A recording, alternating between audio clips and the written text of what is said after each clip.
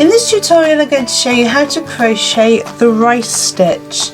Really lovely stitch, gives a lovely bit of texture to it, and because it's a repeated pattern of one row repeat, it is the same on the back as it is on the front. So it's just a combination of front post and back post trebles. So let's have a look at how to do it.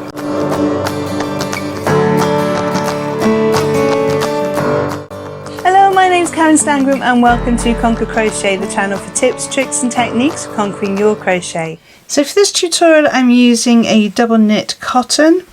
I've decided to use a slightly bigger hook than recommended. I'm using a 4.5mm rather than the recommended 4. I have scissors to cut off my end, needle to sew in my end, and a stitch marker just in case I need one. So we're going to start off with a slip knot. You can do this in whichever way you prefer. We're going to make a foundation chain to start our work, and you can make this foundation chain as long as the piece of work that you're making, but you do need to make sure that you do it with an odd number of chains. So for this sample piece I'm going to be making 15 chains, so if you'd like to join along with me we're going to do 15, and if not, I'll see you in a moment. If you're joining along, then pause the video now. Okay, so we have our 15 chains there. Now I'm going to make a treble stitch, that's UK terminology, in US that would be a double, in the third chain from the hook. So we don't count the one on the hook, so 1, 2, 3, we're going in with a treble. So we yarn over, insert, yarn over, pull through, just have 3 loops on your hook, yarn over, pull through 2, yarn over, pull through 2.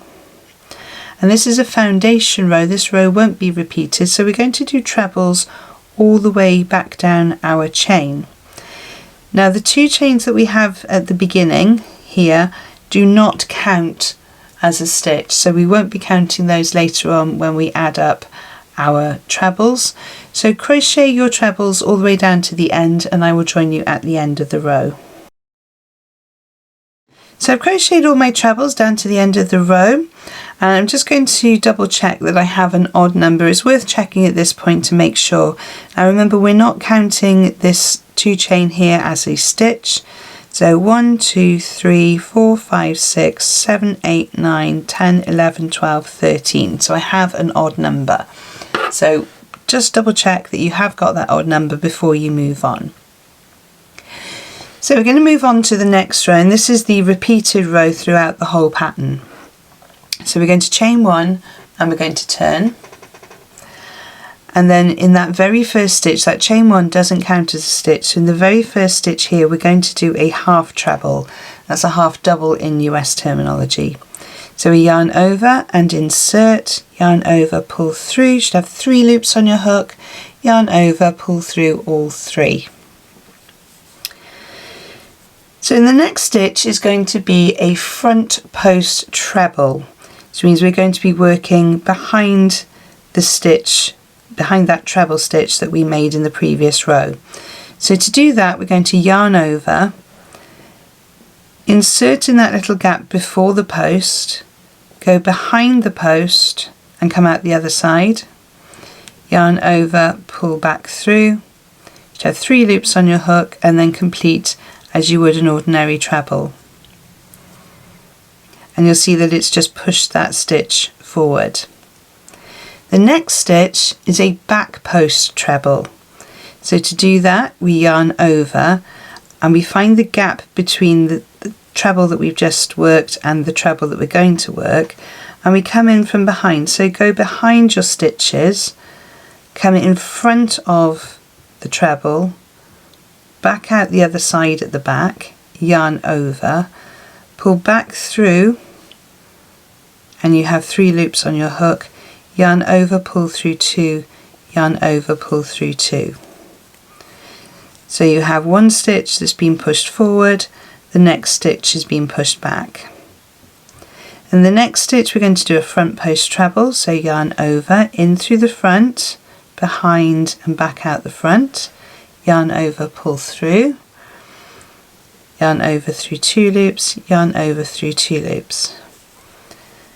In the next stitch, yarn over, coming from behind, in front, because we're doing our back post treble, yarn over, pull through,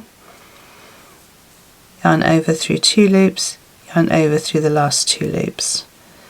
The next one is a front post, and we just continue this way all the way down the row. So you always start with a half treble and then a front post.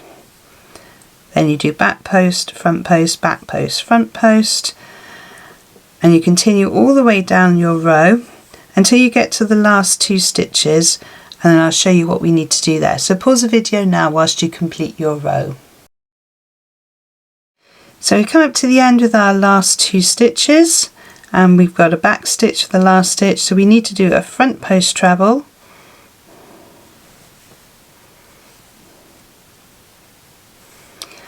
and then in the very last one we're going to do a half treble. So you always finish on a front post treble, we always start on a front post treble, and we start the row with a half treble and a half treble. So let's chain 1 and turn our work. Things are a little bit different on this side now. We're doing exactly the same stitches. So in the first stitch, so we've chained 1, our first stitch is a half treble every single time. Now we're going to do our front post treble, but you'll see that that post, I move it a bit closer if I can get the autofocus to work, that is being pushed back and we need to now pull it forward. So we're going to go in, and you might have to sort of move back a bit more than normal just to pull that one forward and complete your treble. And this one feels like it's right at the front, and we're going to be pushing that one back. So yarn over, come in from the back, over the top,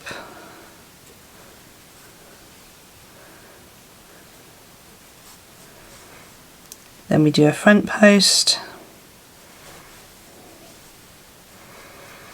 and a back post,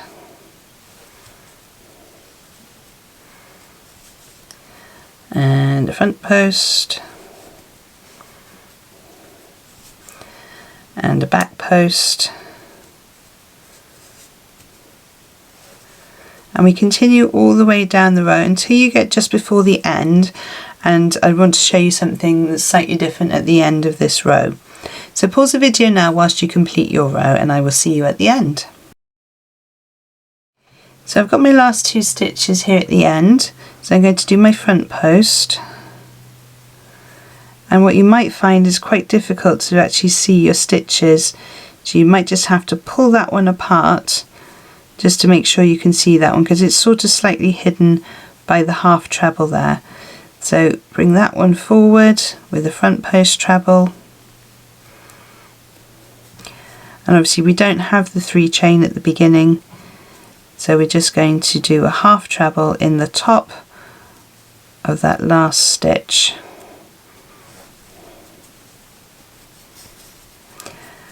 And there we have it. So basically from now on it's just a case of chain 1, half treble in the very first stitch, front post, back post, front post, back post, all the way down to the end. When you get to the last front post, then do a half treble. So I'm just going to work up a few more rows for you to see how it looks as it develops, and I will see you in a moment. So I've just worked up a few more rows for you to see how the pattern develops, and it's a really lovely stitch. Very simple to do, but very effective. You get a beautiful texture on it. It would make a beautiful coaster, make a lovely scarf. It would be a brilliant stitch for a blanket. Probably not for a baby blanket because of the holes, might get fingers caught in between, but for a blanket for an adult, that would be great. So that's how to do rice stitch.